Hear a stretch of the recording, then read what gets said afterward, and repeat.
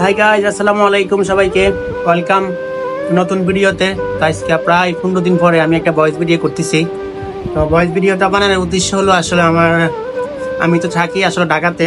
তো আমার দেশের বাড়িতে নোয়াখালীতে 27 তারিখ কিংবা 26 তারিখে আমার ঘরের সব কিছু চুরি করে নিয়ে গেছে ট্রেন মানে ফাঁক করে। আর আমার সুখের ছিল একটা বাড়িতে, আমি ওই যে সৌদি আরব তখন ছিলাম, তখন অনেক সামান পাঠাইছিলাম। তো আমাদের সামানগুলো সব কিছু নিয়ে গেছে। তো আর আমরা একটু মন খারাপ আছি, অনেক টাকা সামান নিয়ে গেছে। যাক, সবাই একটু ধৈর্য ধরার মতো আল্লাহ যেন আমাকে তৌফিক দান করে। আর সবাই সবার স্থান থেকে ভালো থাকবেন। ওকে, আল্লাহ হাফেজ।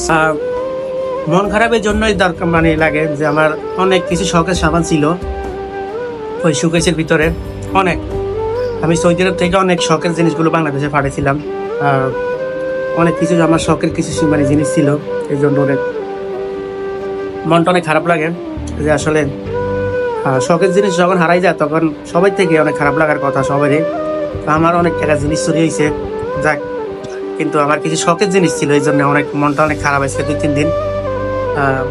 শোরটা কেমন আপনি দেখেন, শুকেছে তালা ভাঙ্গা লাইছে, বাড়িতে ঘরের টিন ভাঙ্গা তারপরে ঢুকছে।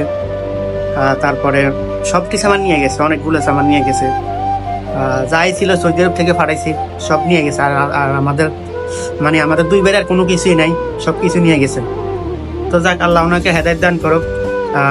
মানুষের শখের জিনিসগুলো নিয়ে গেছে, আল্লাহ ওনাকে হেদায়েত দান করুক। পক্ষে তো সবাই দোয়া করবেন। আসসালামু আলাইকুম।